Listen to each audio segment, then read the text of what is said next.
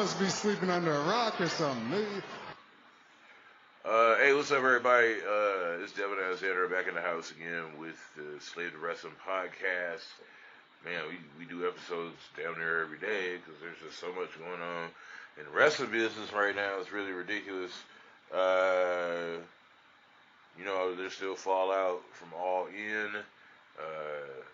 There's a lot of stuff going on surrounding CM Punk and Jack Perry. It's just a lot of drama. It sounds like Tony Khan and CM Punk got into it before the show, and then Jack Perry and CM Punk get into it physically before CM Punk hits the stage. But you could literally see the irritation on Punk's face. I'm always here with my people. Ryan Reigns over there, our tribal chief. What's up, dog? How are you doing, brother, tonight?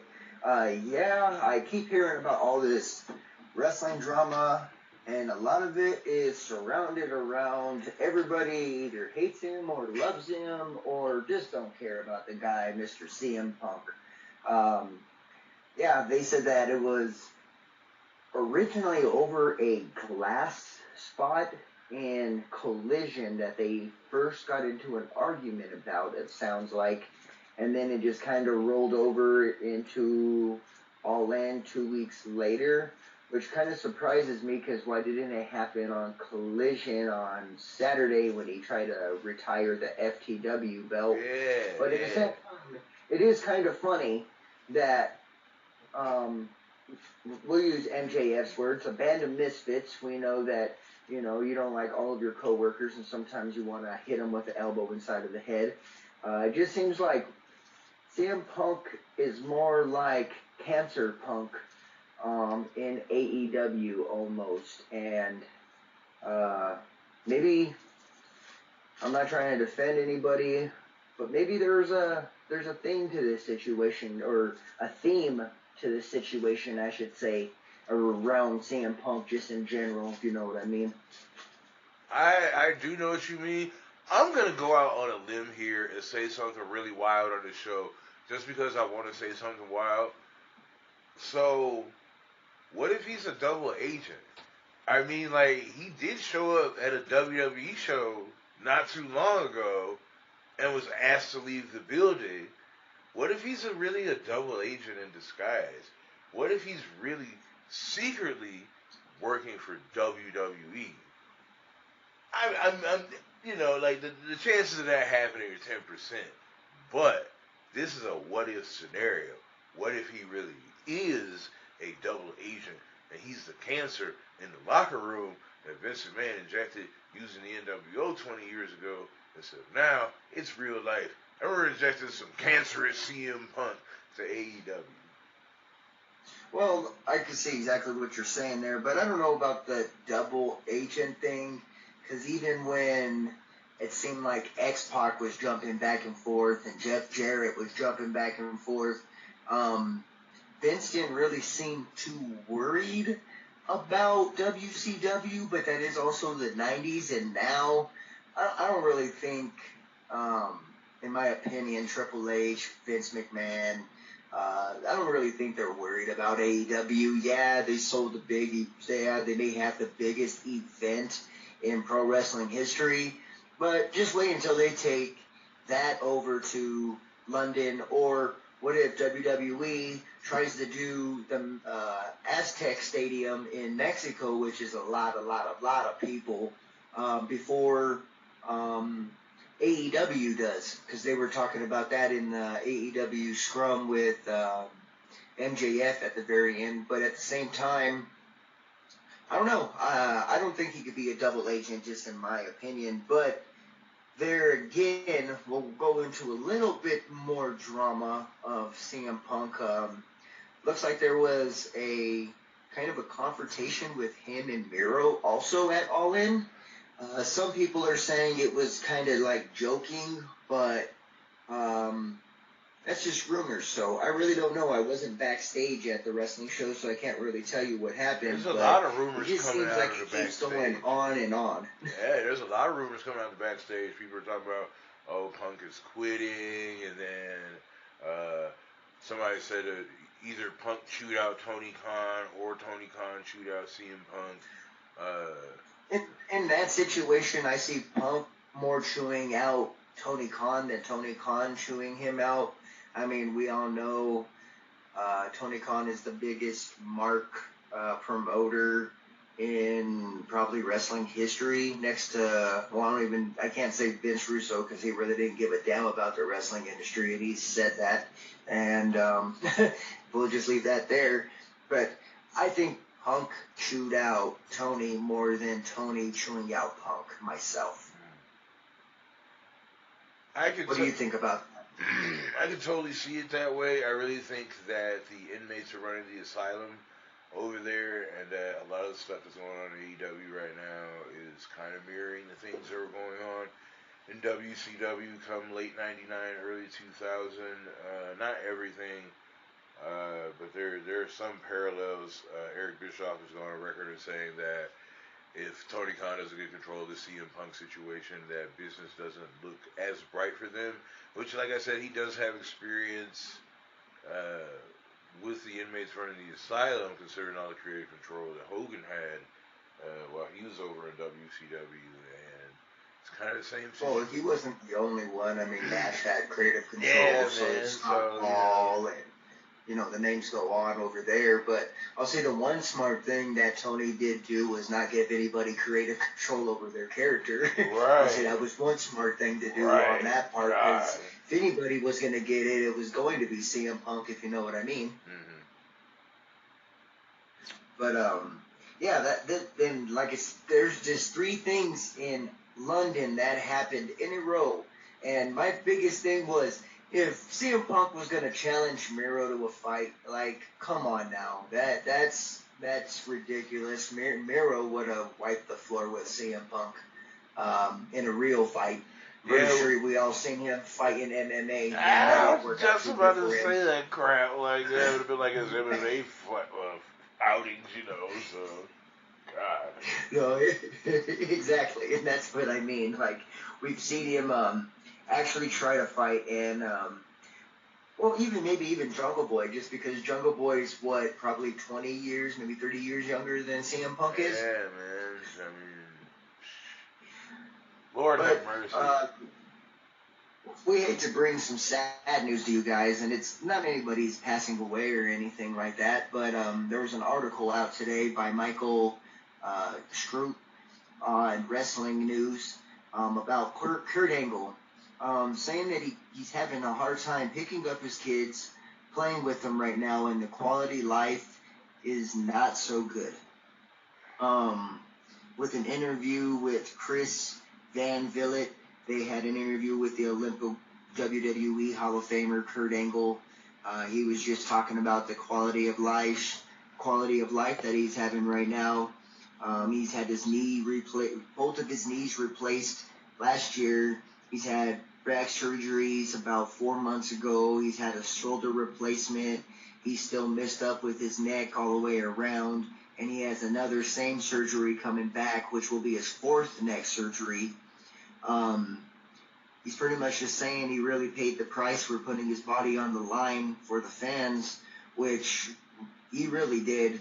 Kurt Angle did. We all know the stories with the concussions and everything like that. It's just kind of sad that that's happening to an Olympic gold medalist, somebody that actually won the gold medal with a broken freaking neck. Just sad. And we all wish that, I hope that he gets better and feels better very soon. And hopefully his quality of life will progress with that also. Yeah, it's really sad to hear. I'm a Kurt Angle fan, because Kurt could go. And when Kurt was going, and he was going hard. And I think that's kind of the issue here, that he put a lot on the line for the business, and now is unfortunately a product of when you go extra hard in the paint like he was. But we enjoyed it, and it may suck right now, and I can't speak for him, but I enjoyed his work, and I'm thankful for what he did, and putting his body on the line to entertain us, and I just wish you well and hope things improve for I agree, and well, let's just say when I was a kid, him knowing that I was an amateur wrestler, and there was a lot of amateur wrestlers around me that watched pro wrestling at the time, and to know that Kurt Angle did win an actual gold medal with a broken freaking neck made us work harder in amateur wrestling, and to see how he brought amateur wrestling across. Well, amateur wrestling's always been a part of pro wrestling, but I mean the way that an Olympic gold medalist made the jump to sports entertainment, and he was very entertaining throughout the entire career. There's so many different spots of Kurt Angle, some of them funny, some of them sad, some of them amazing. And I just hope he gets better soon. We all pray for him and his family. So, talking about, let's go into last night's Raw, because last night's Raw, it had some really good matches. It had some, regular setups that we already know that's going to come through, because a lot of us know how WWE does their stuff already. That is my fault. I almost called them AEW. So they opened up with a picture of Terry and Barry Windham, and then at the very end they showed a picture of Bob Barker. All of them obviously meant so much to WWE and the wrestling community. That's what I'm going to say there. The first match, I'm glad they didn't cut a promo this time. Like the last 3 Raws, everybody's been coming out and cutting promos. And that's typical standard WWE, so I'm glad they did switch it up this time, and they just started with the match with Damian Priest and Sami Zayn. I enjoyed the match. Yeah. I really enjoyed the finish. The finish with JD grabbing Sammy's boot, forcing the South of Heaven to Sammy by Damian Priest, and to get the 1-2-3, and then have him and have Damian Priest get in his face and tell him, "I don't want you part of my business. I don't want you part of my business." Rolls out of the ring. He's standing there mad, like, "Come on, man. I just helped you win. I just helped you win. I just helped you." And then he turns around, gets the stunner from KO and the Helluva kick from Sami Zayn. Thought it was perfect. It was good. It was a good match to start Raw. Right. Yeah, it was pretty good, and plus, I love Damian Priest choke slam anyway, so I'm always thrilled when I can see that. I'm not gonna lie to you. Oh, exactly. And what I like too a lot is how they're including this JD McDonough into the Judgment Day storyline. Because to be honest with you, I didn't really know if they knew what they were gonna do with JD McDonough at the very beginning. I'm not gonna lie to you on that one. I didn't really know if they knew what they were going to do with the guy. Right. Then they went to the announcers, and they're talking about the tag team match for Payback with Sami Zayn and KO and Finn Balor and Damian Priest. Then they talk about the Seth Rollins and Nakamura match. I'm going to give you my 2 cents on that before we even get into Payback. Because obviously this is Raw, and I kind of want to go into this a little bit, so we do have, you guys get a little bit of our preview of what we think might happen at Payback with certain matches, like Sami Zayn and Finn Balor and KO and Damian Priest. So what I think is going to happen, I think Sami Zayn and KO will retain, and I know JD McDonough's going to have a part to do with that, and it might end up almost breaking up the Judgment Day, because I think Finn Balor is going to leave with JD McDonough and start his own little faction, or he's going to help them. I don't know if they'll win, just because Damian Priest is still Senior Money in the Bank. That's the only reason why I say I don't think they will win. But they might win. They might throw a curveball at you and they can win, and that'd be kind of dope. I'm not gonna lie to you. And see, then I could conceivably see them dropping the titles and then Finn Balor striking out on his own. You feel me? Like classic setup. Like there's a possibility for that. I could see that throwing us a curveball, but I don't know if it will be in that match. Where I think the curveball's really gonna come, and this is gonna be straight up honest with you guys. I think in Rollins and Nakamura, I think Nakamura is gonna dominate majority of the match. Rollins will come back, get the face stomp, get the 1-2-3, but he won't be ready for Damian Priest to come out. Damian Priest is going to focus on that back because it's not like people aren't listening to what's going on. And Damian Priest will maybe end up becoming the heavyweight champion here, or they might be waiting for WrestleMania for that to happen. But I could see it happening at Payback for him to take the title. That's where I think the curveball will be. It makes a lot of sense. It makes more sense to have it happen at Survivor Series, but that's just... That's true. Survivor Series is a way bigger pay-per-view than what Payback is. So then we get in. So then they bring up the New Day and the Viking Raiders match. They show them working out in the back, getting ready for the match, and then they show Eric and Ivar with Valhalla sitting back there doing their little Viking Raider thing, and cuts from a commercial. Then they go back to this I thought was hilarious. I think Matt Riddle plays perfect. Like, he just plays a good dummy. He just kind of has that "what's up, dude" kind of thing going, where people think you're dumb if you talk like that, man, you know. So, but I thought the segment was hilarious originally with Drew McIntyre standing there looking at a picture, and Tozawa standing over there, and he goes, "Looks good," and Drew gives him a dirty, dirty look, and he walks off, and Riddle walks up, and he goes, "You like the picture, bro?" He goes, "Dude, we can't be changing our attire," and he has the bro shorts on, you know what I mean, and everything like that. So I did think it was a very good segment, just because Riddle really wants to be Drew McIntyre's partner. It kind of reminds me of him and Randy Orton, right. But Randy Orton is still better comedian, better at acting goofy than Drew McIntyre is. I don't know if it's the accent with Drew McIntyre, or I just can't see him playing a funny role. You know what I mean? Right. I don't know what it is. Right. So, but I like the skit. I did like the segment a lot. What did you think about the segment? I enjoyed it. I thought it was funny, but just like you said, believing Drew McIntyre funny is a little different, you know? Like, maybe if it continues on, I'll get used to it, but right now it's still like, it's weird, you know? Like, so, it's a little cringe, but...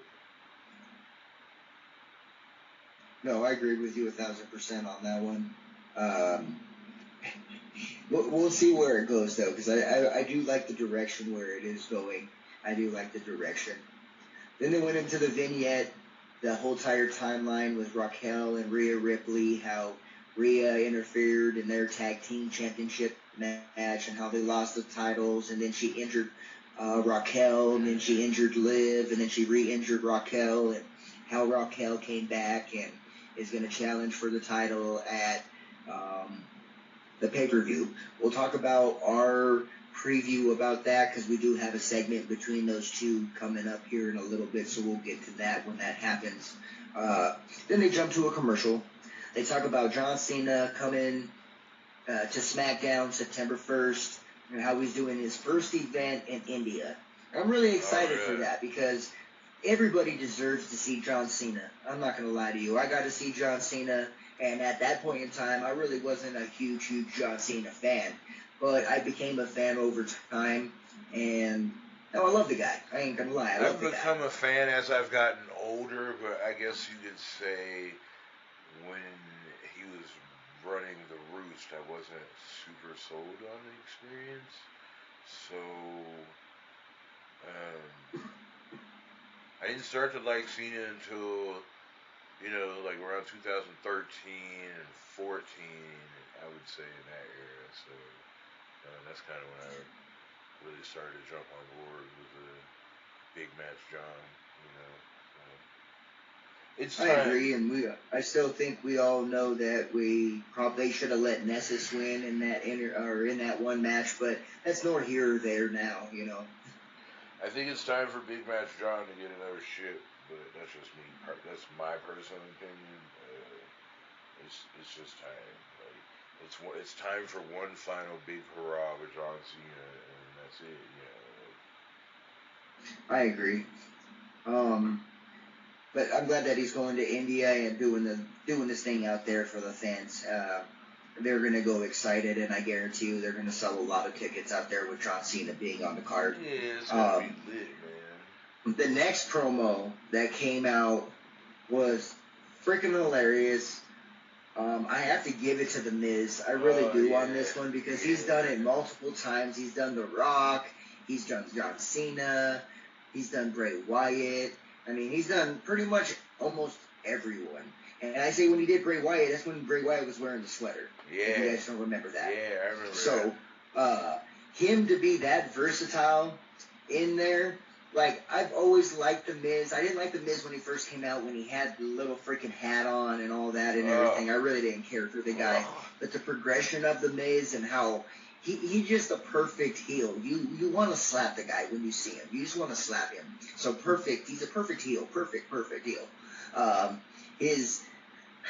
He made me laugh last night. He really did, doing the, What? Talking about, I came out with my big, deep voice like a man, yeah. And, that was so funny.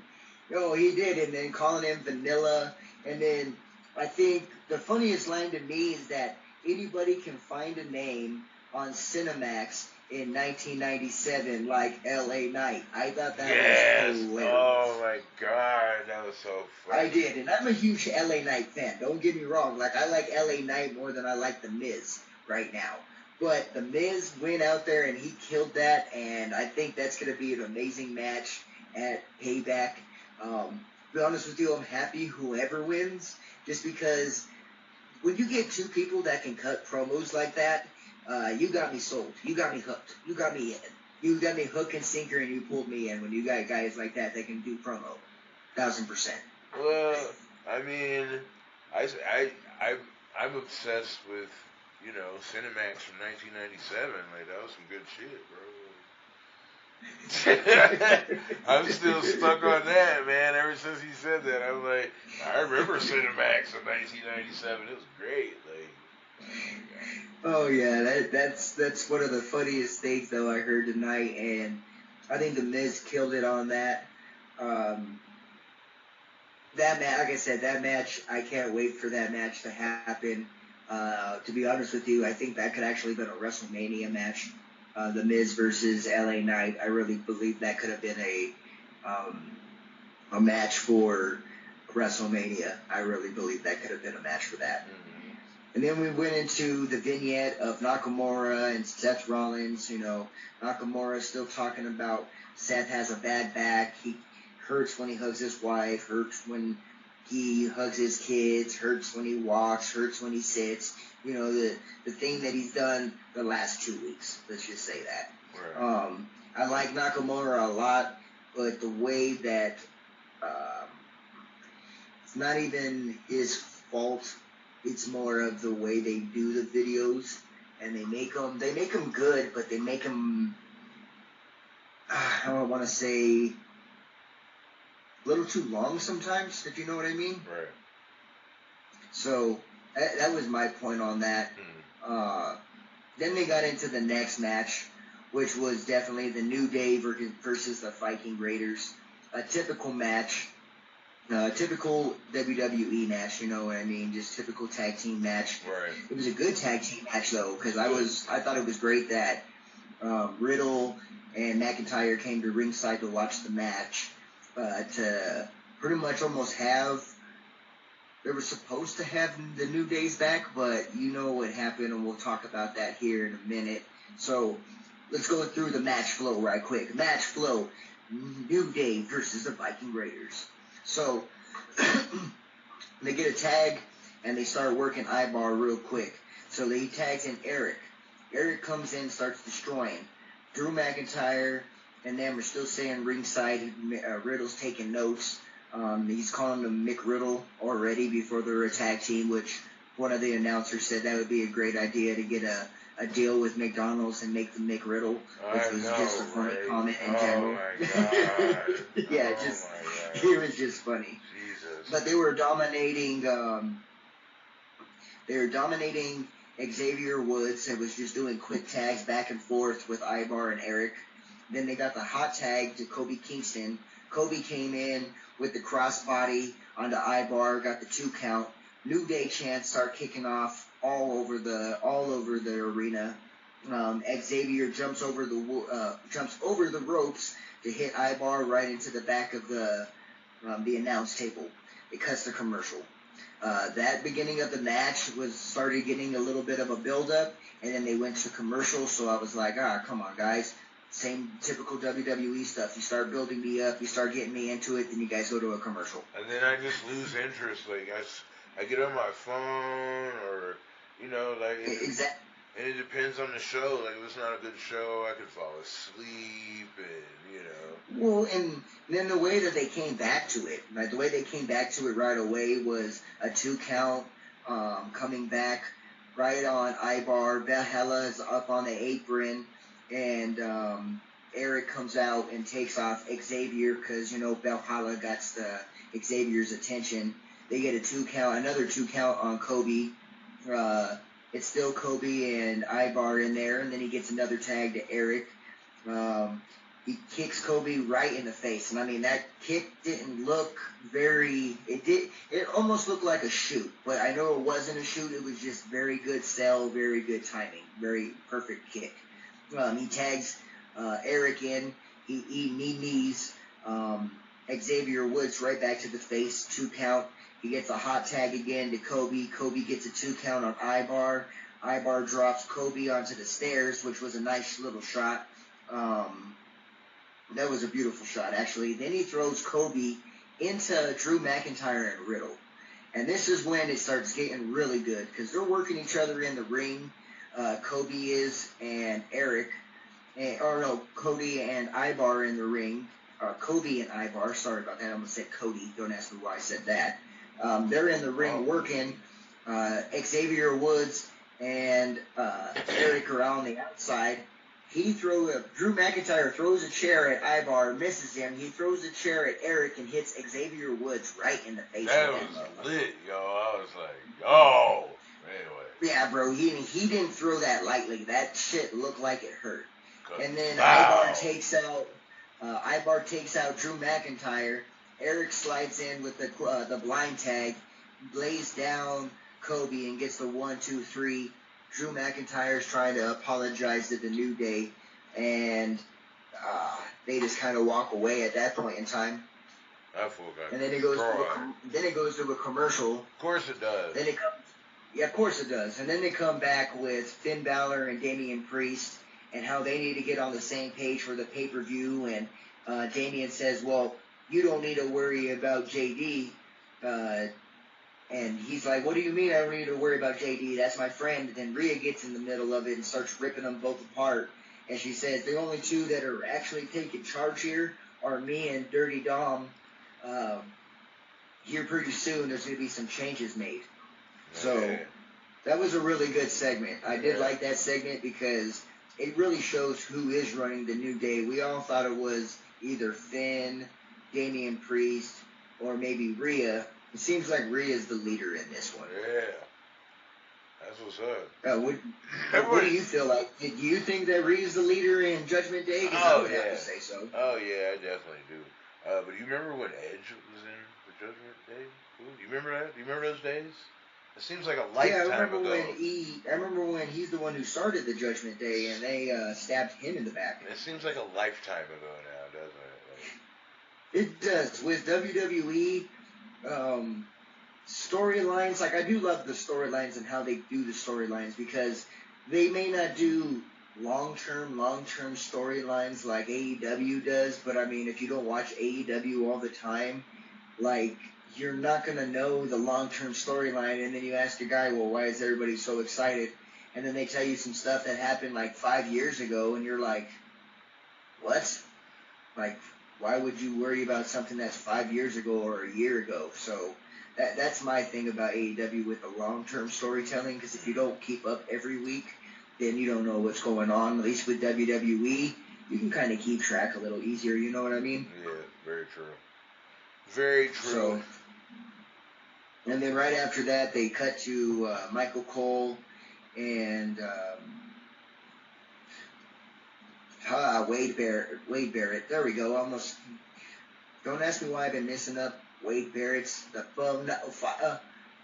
name lately. I do not know why. So they cut to that. They go to them. Did you just have a seizure? You sound like you just had a seizure over there. I have no idea. I just had a whole entire moment there, guys. I do apologize. Who had a seizure on the air? They talk about Wyndham Rotunda, and they do another beautiful tribute for Wyndham Rotunda. And then after that, they show up.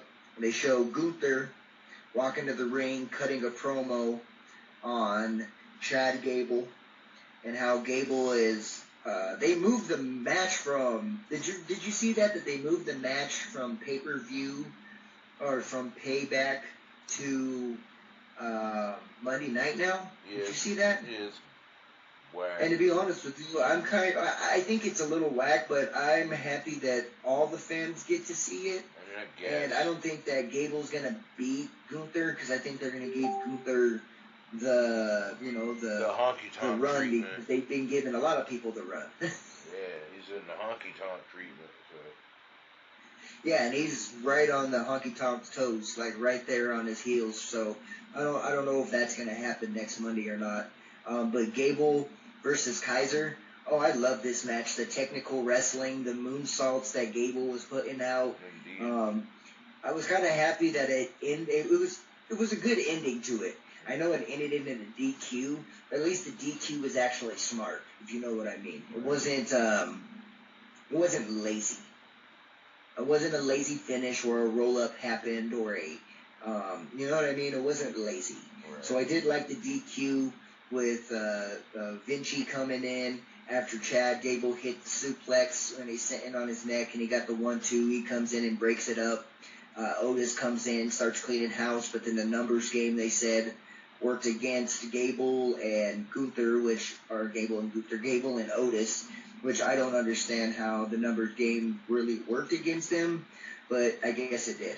Gunther comes in and power bombs Gable. Gable reversed it, tried to get him into ankle lock. They jump in from behind, Kaiser and Vinci do, and then he gets power bombed. And then Gable stands there and holds the title over him. Or Gunther stands over there and holds the title over Gable. Love the match. I thought it was a loved the match too. It was a pretty solid performance by everyone involved. I would give it it was definitely awesome. I greatly enjoyed it. I've been enjoying all of Chad Gable's work as of late. He's been awesome, man. He's on fire. Yeah, I thought it was an amazing match all the way around. Then they went to the tribute with Bob Barker, and I thought that was great because they had the moments with DX. They had the moments with Chavo Guerrero when he was telling him to give me the car, and he told DX, "I got 2 words for you, spin it." Yeah, that was a very good tribute to Bob Barker, and I didn't really realize how many times Bob Barker was actually on WWE, so that kind of reminded me how much Bob Barker was on WWE and how much he actually liked pro wrestling, so I thought that was great. Yeah, I was a huge Bob Barker fan. If you're like any kid that grew up in our area, when you were home from school or for the summertime, you definitely watched The Price is Right. I watched The Price is Right for years. I used to watch it with my grandma. She watched it. Bob Barker was generational. So many generations of kids watched that show. Who didn't watch The Price was Right, Who did it? And that was a great show, too. And then after that, The Young and the Restless would come on. And I didn't have cable growing up. So, I watched a lot of that stuff. So, my mom watched, The Bold and the Beautiful and The Young and the Restless and all that fun stuff. So, like I just sat there and watched it too, because, I mean, it wasn't a lot of options at the time, but I really enjoyed watching The Price is Right, especially like during Christmas time. Like you'd be home from school, it's all cold outside. I'm gonna watch The Price is Right because I don't have to get up and go to school because I'm out of school for 2 weeks. Like, oh, that was the best. So, it was so much fun. Rest in peace, Bob Barker. We really haven't said anything on this show just because it wasn't necessarily wrestling related, but his influence on WWE is quite apparent. So it would be, in good taste to, pay tribute to Bob and just spend a moment or two talking about the man. He was awesome. My favorite Bob Barker moment is still the one from Happy Gilmore. That was just, oh my God, that was so great. Like, I love Bob Barker all the way around. His acting career with WWE stuff to Price is Right. I loved everything that he did, and sad to hear that he went, but guy was literally probably 100 years old. I think he was born in 1923. I think that's what it said. Yeah, he was going to be 100 in December, so somebody made a joke online that he got as close to $1 as you could without going over. I was like, wow. Oh my God. Right. Wow. Wow. What a legend, it said. I was like, oh my God. Yeah, that's a little out there for that one. Yeah, I know, right? Then they went to a commercial. They came back with Seth Rollins talking about Nakamura, and pretty much and I love the tribute that he had. He had the Wyndham on his arm for Wyndham Rotunda. Seth Rollins did. He was telling Shinsuke Nakamura to come out, but he's not going to come out because he's not man enough. They show another video package of Nakamura, which I'm getting tired of the video packages. I really am with Nakamura. I'm sorry, guys. And then he asked, where's the Nakamura that we had back in the Tokyo Dome? Where's the Nakamura that we had in NXT? Then Nakamura is standing behind him and jumps him. Yeah. So typical WWE setup right there for that, just to try to push it a little bit more for the pay-per-view at Payback, which, like I said, I think that's going to be a good title match, but they need to quit doing so many video packages with Nakamura. They need to get him a manager. Yeah, he could be a Paul Heyman guy, you know what I'm saying? That'd be pretty good, actually. Yeah, they could definitely do something more with him. But it was good. I liked the promo that Seth Rollins cut. It was a typical setup, like I said, for WWE to have the heel jump the babyface. And I loved how we told Nakamura, they used to sing, oh wait, they don't sing your song no more, but they sing my song, and the entire crowd went off singing Seth Rollins' song, you know what I mean? Right. Really enjoyed that part. The next match was Ciampa versus Reed. Reed hits Ciampa in the back. Ciampa starts getting on the attack and starts taking control. Then they cut to a commercial. And I'm not going to lie, I'm not a huge Bronson Reed fan, and I'm not a huge Ciampa fan myself. I'm just not. I don't know why. I can't tell you. I think it might be because Ciampa kind of looks like Eric Young, and I'd rather have Eric Young than Ciampa, in my opinion. I think that's the reason why with Ciampa I don't really get into him too much. And then Bronson Reed, I just don't see it in the guy. Like, I think he's a great athlete for how big he is, great in the ring, but it's just not that era anymore, if you know what I mean. It's just not that era anymore. Right. It's very true. It's not. So they kind of lost me, and then they definitely lost me when Ciampa had the botch pin on Bronson Reed. That was just a horrible finish, and yeah, I'm glad that I was really happy that match was over in general. It wasn't that bad. I can't say I was like, hey, but I mean, it wasn't too bad. No, that's just my opinion. My opinions are near here or there. But then we went into the interview with Becky Lynch, and I did enjoy the interview just because they were like, Becky, why are you doing an any counts fall anywhere match tonight when you got to wrestle in a cage on Saturday against Trish Stratus? And she just said that she's the man and she works hard and nobody can take her spot from her and nobody should take her spot, which I agree. Like I said, I'm really happy for this feud to be over with.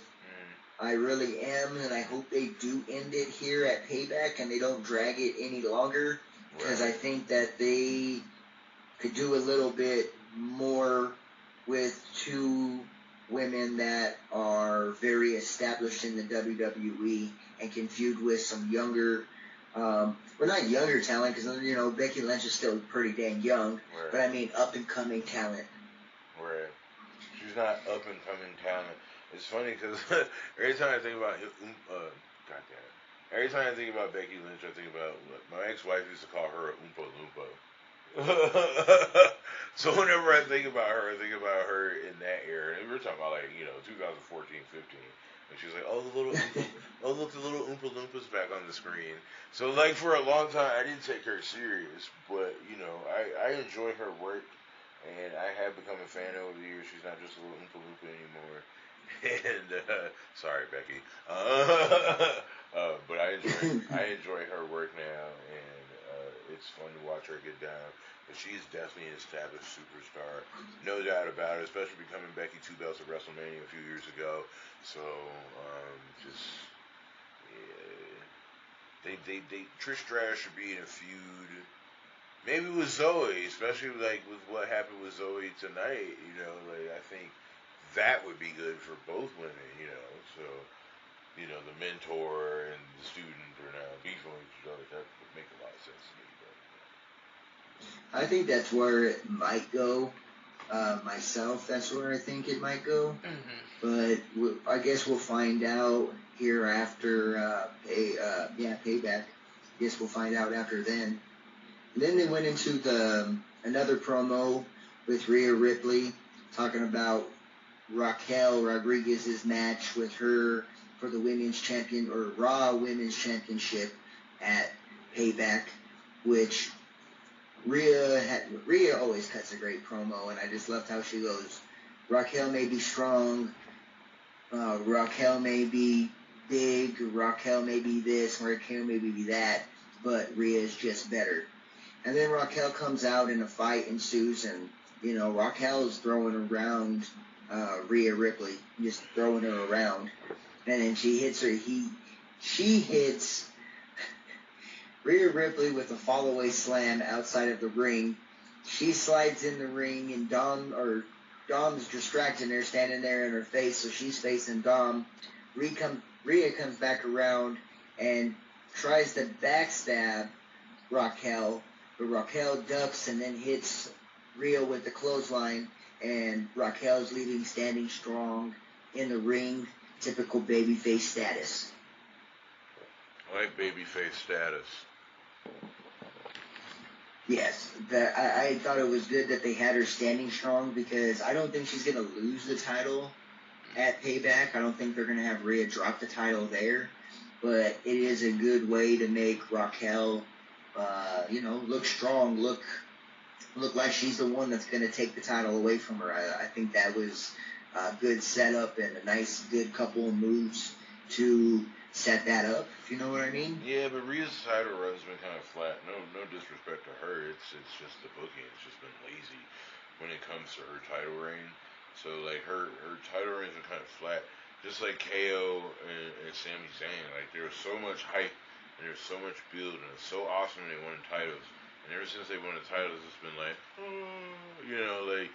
and that's the only thing that I don't like right now in regards to her. It's just been. I mean, she's a great champion. She's believable, but it's just her opponents have just been so. Well, and that's what I mean with Becky and having Becky wrestle Trish. Both of them could be going for Rhea Ripley right now, and they're not. Which I understand you want to build up a new superstar in Raquel, and it's not Raquel's fault that she's kind of had that booking, because if you did watch her back in her NXT days, she was a heel.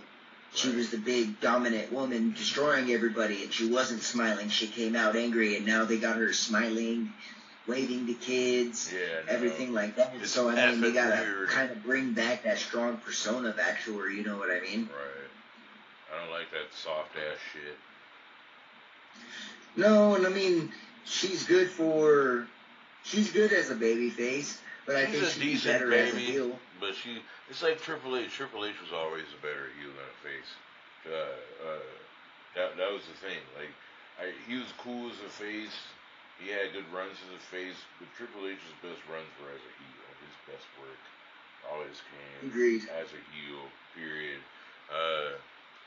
The Rock was a good heel, but he was just a much better baby face too. It was just too hard not to cheer for the guy. See, that's the other thing. That's why it didn't work with him being a heel, because it just didn't work. Couldn't help it. No. Like, he always said something dope, and so you'd always laugh, and then he'd have you, and then this is a sing along with the Rock time, and oh my god, that was the best. Oh yeah, the only person that could ever keep it straight around the Rock was the Undertaker. Then we went into, after the promo and Raquel standing strong, they cut to backstage again, an interview with Zoe and Trish talking about the cage match on Saturday, and pretty much was just saying, you know, she shouldn't have to worry, Becky shouldn't worry about we don't have to worry about the cage match tonight, Becky, or cage match on Saturday, Becky should worry about tonight, which the match was really good. We'll get into that here in a second, because right after that interview, they did the tribute to Terry Funk. It was kind of the same tribute that they did on SmackDown. It didn't really look like they added any new clips or anything myself. Right. But I love Terry Funk, so either way, I enjoyed it just because, to me, Terry Funk is one of the best that has ever done it and probably will ever do it. And I don't know, there will never be another Terry Funk again. Just like certain wrestlers, there'll never be another one just like him. Right, very true. And then they went to a commercial break. Then we come back for the main event. And I really want to talk about this match in depth. And then I want to review this match. And then I want to talk about this match and the match that they had on Friday for the supposed Hardcore Terry Funk Invitational or Hardcore match. But I got this is a reason why I want to bring this up. So we'll run through the match right quick and we'll do that. So we got another match flow coming through, guys.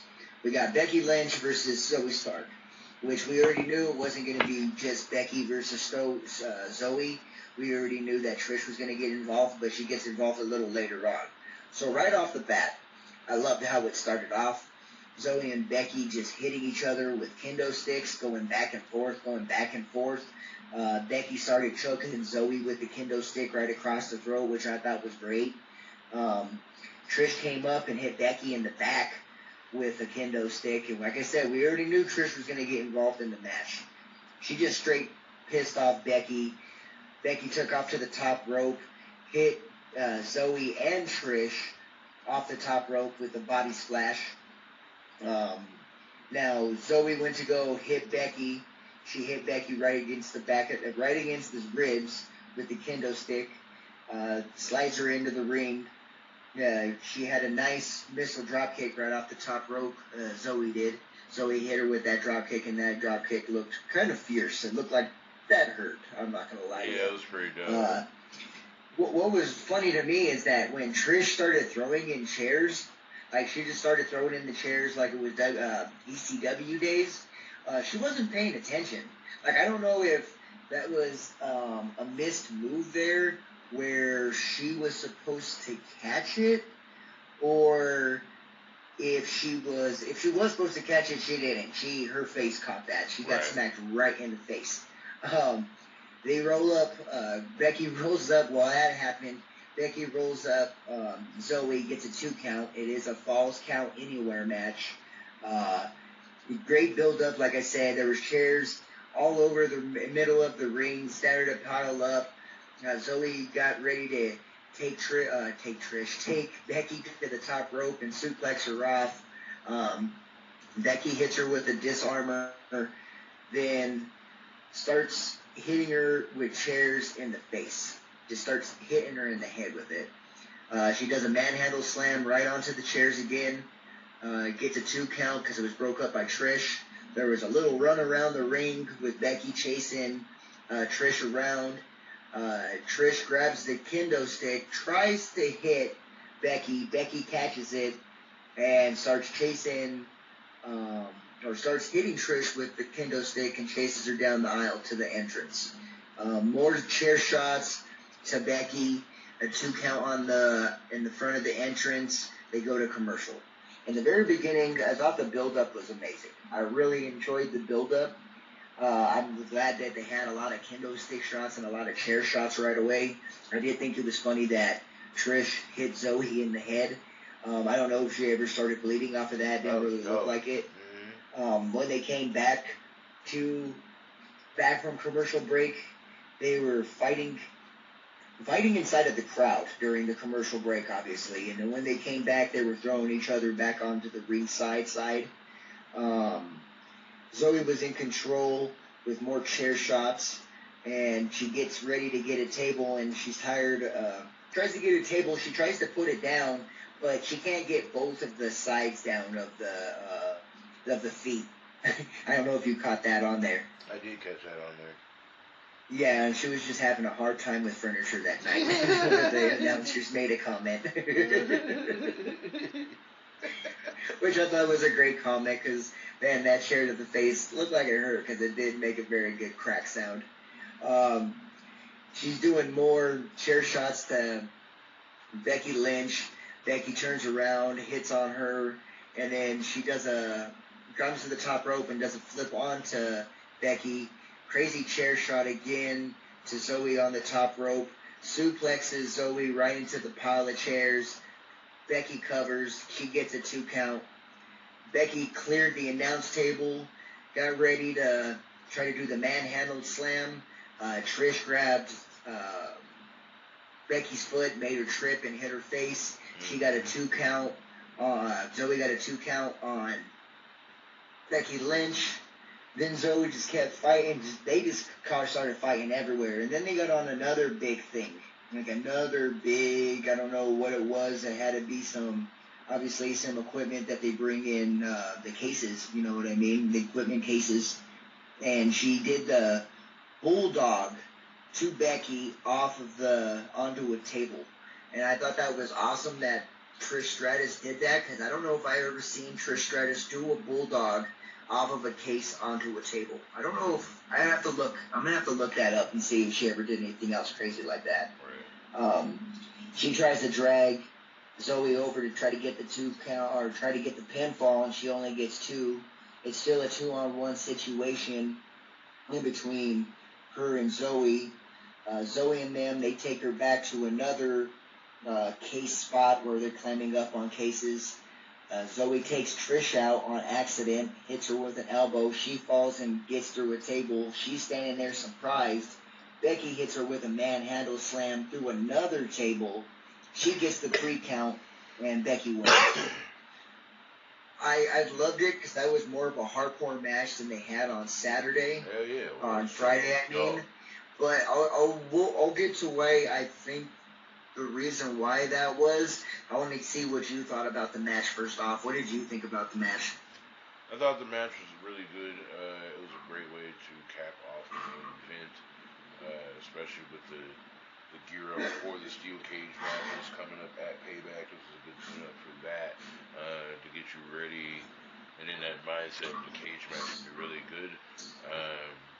I enjoy it. You know, anytime there's some really good action, especially with kendo sticks, I'm very excited.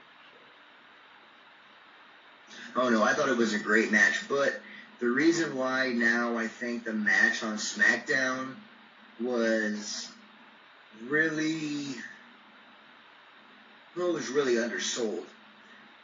Obviously, with just 2 throwing people into the stairs twice and throwing a dude into the barricade and 1 table spot, calling that a hardcore match. That match was That whack. is not a hardcore match. That match was whack. in their defense, I do see how some of this did come about. So with them doing this spot on Monday night and having the kendo sticks, the chairs, the three or four table spots, right? Mm-hmm. I would say. So I think because WWE is definitely not the Attitude Era anymore. They're definitely way gone past that. So them bringing some of this back is kind of nice, but we should always know they're not going to do it on 2 programs in a row. I don't care if if they did it, so like I said, if they did it this week on Monday night because it was Becky Lynch and Zoe Stark, that's the reason why they did it tonight and not on Friday night. Because in my opinion, and I think that this will be a lot of people's opinion, and it has nothing to go against the Street Profits or the Brawling Brutes. Becky Lynch is bigger than both those tag teams. Right. I don't want to say both of them combined, because the Street Profits do have a very good fan base, a very, very good fan base, but Becky Lynch just has a little bit more, if you know what I mean. In my opinion. So I think that's the reason why they let Becky do more on Monday night than what was allowed on SmackDown. Right. Do you think the same, or do you have any other opinions on that? I think the same.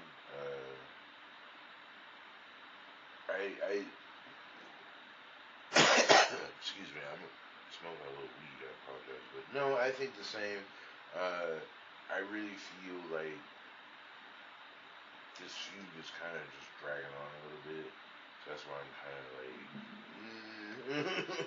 because I feel like it's starting to drag on, a little bit too much. And I'm just kind of. Exactly, and like we said last week about Raw, when me and you were talking before we even, on a pilot episode, we were talking about just how the fans in Canada were even yelling at Trish Stratus, nobody cares, because it really starts to feel like that. And I mean, maybe that's why they did also do the Falls Count Anywhere match on Monday night, right, to maybe draw some interest into it. Yeah, just because I think this storyline myself, it started off good, and then it just dragged on too long where it just got stale. It's kind of like, you first get that pizza and it's really good, and then about 3 or 4 days later in the fridge, it's just, I'm good on that now, you know what I mean?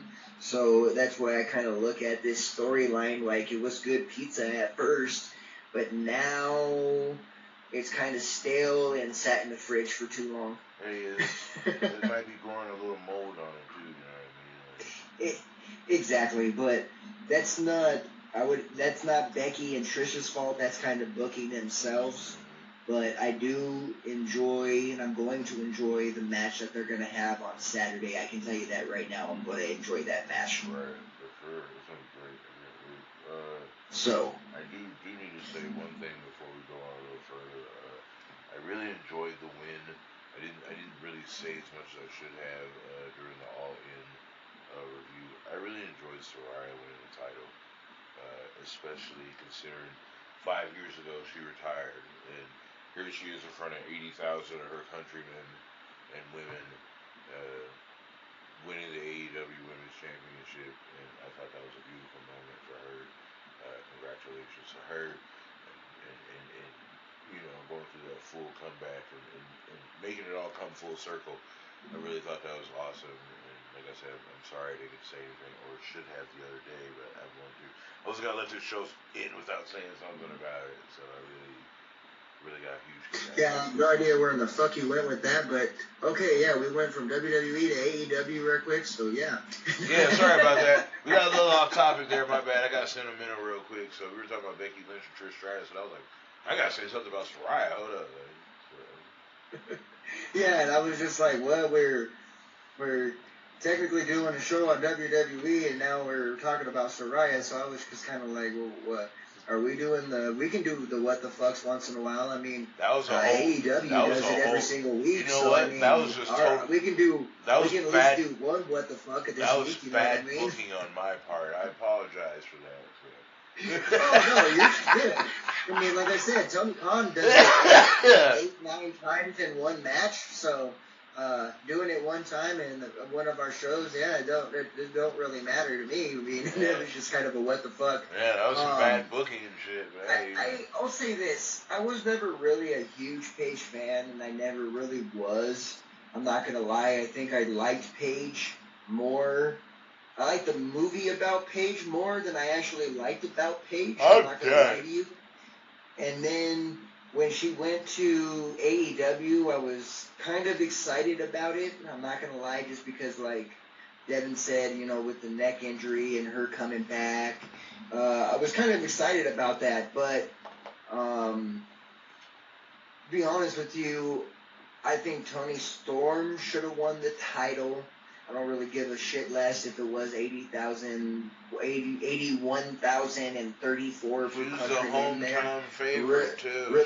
Really don't. Well, this is the only reason why I'm going to give you my explanation. I really didn't give a shit, like, straight up, just because Toni Storm has so much more of a character, and she has so much more, I don't want to say Saraya doesn't have potential, because obviously she had potential. That's the reason why the WWE took her over her brother and everything. But right now in 2023, I think Toni Storm has a better character, and she's going to develop that character a lot better than Saraya just being Saraya. Saraya has the redemption story. It's come full circle now. Well, it has, and then, I mean, I know they're going to obviously do something, well, if they're smart, but we'll fucking see, just because we can see how the fuck AEW does everything anyway. This fool's pissed. Yeah, so if they were smart, they would do a fucking feud. If they were smart, they would do a fucking feud with Saraya and Toni Storm and have Ruby Soho kind of in the middle of it, being that one best friend to both sides, where they're like, why we can't just get along, and then they're just kind of like, typical, let's just say this, typical high school bullshit. Let's do that. Right. Let's just do some typical high school bullshit, where the girls get along in front of each other, and then they're talking trash to the back of each other, and Ruby's stuck in the middle and doesn't know what to do. You know what I mean? Yeah, I think that would be a perfect storyline for that. But I'm feeling it. But we got Mark fucking Tony Khan over there, sitting over there, so I guarantee you they're going to let them write their own damn story, and I guarantee you, not Hiroshito, what's the other one? Rena? Yeah. You know what I'm talking about, the other one, the other petite one. Yeah. I could see her fucking coming in and doing like, oh yeah, work with her because this and this and this and that. Like, I could see some stupid shit like that happening. But I do agree that there could be a storyline in between those two. But let's see what Mark Tony Khan can actually do with it. So that's my standpoint on that one. But overall, I thought Raw was actually pretty damn decent this week. It's alright. It's been old. It wasn't too bad. There was more highlights in this one than a lot of the Raws have had lately. True. I'm not gonna lie on that. I think the worst part about it is, the worst part is that they just need to get over Becky Lynch and Trish Stratus already. But the match with her and Zoe, I thought was amazing, and I love the match with Gable and Kaiser. But the feud is just plodding on. It's just like, it's making me sleepy just talking about it. Exactly. So that's the reason why I think that was probably the worst. One of the funniest part to me still was The Miz, and that was a very big lift up to it. I'm sorry, I like comedy in wrestling. I like comedy in general. So I like to put the two together. It doesn't mean you can't do it smart, which I think The Miz does it smart, where Riddle is just kind of plays dumb, if you know what I mean. Oh, gee. So, yeah, I thought this week's Raw was good. I would have to give it at least 3.5 stars. I really liked the finishing. I liked the finish of the main event. I did enjoy the finish of the main event. Yeah. With Zoe knocking off Trish, her falling through a table, looking surprised, and then get the manhandle slam from Becky, and to get the 3 counts. So Becky wins, going, looking strong going into the pay-per-view. You know what I mean? So we'll find out what happens at the pay-per-view. I hope Becky wins so they can just end the feud already. So I think that's the only way they're going to end the feud is if Becky wins. So I'm going to expect Becky to win this Saturday so the storyline can be over with. Right. I'm waiting. And then maybe Trish and Zoe could challenge for the women's tag team titles. That would be kind of lit. But we'll see what happens. That wouldn't be too bad just because they have a Hall of Famer name and they got an up and comer to do it. So I don't know. We'll find out what they decide to do here soon. I don't really got nothing else to add about the show. I thought it was great. I thought it was good. Like I said, I would give it 3 stars. That's pretty much all I got to give on this show. Maybe you got anything else you would like to add? Becky Lynch coming to tears about Bray Wyatt to close out the show was I don't know if you watched that or saw that with your own eyes. But she came in tears and she broke down pretty good in front of that crowd after the match. And that was a lot. I'm not gonna lie to you, it really was. That was a lot for me to see her do that. So. That's probably all I got to add about the show. If you haven't seen videos on YouTube, she breaks down pretty good in front of that crowd. So, that Yeah, I seen that. I thought it was very good. Same thing with Seth Rollins over the weekend with the speech about it's always seeing the lights out in the crowd, and he didn't know if he stole it from Bray or people just did it, but every time that he sees it now, he's going to think of Bray Wyatt and the fireflies in the crowd. So, and AEW did give off some people time to actually attend Bray Wyatt's service or Wyndham Rotunda's service. So, like I said, man, a lot of people, like wrestlers will tell you, they don't hate each other. The companies don't hate each other. They don't hate each other at all because one company's doing good, the other company does good, and everybody makes money. So I think it's a beautiful thing when I know it's a sad thing when things happen like this, but I also think it's a beautiful thing that these people can come together and lay it down for the foundation, man, more than anything. Right. Definitely, man. So it's been a week, Oh yeah, it's been a weird week, a weird weekend. Too many people passing away this week that was involved in wrestling in general. But, there's always a lighter side, and we always have to look towards the light to make sure to know that, progression is the best. And that's all I really have to say about that. We appreciate you guys turning into Slave to Wrestling. We appreciate you guys supporting STW.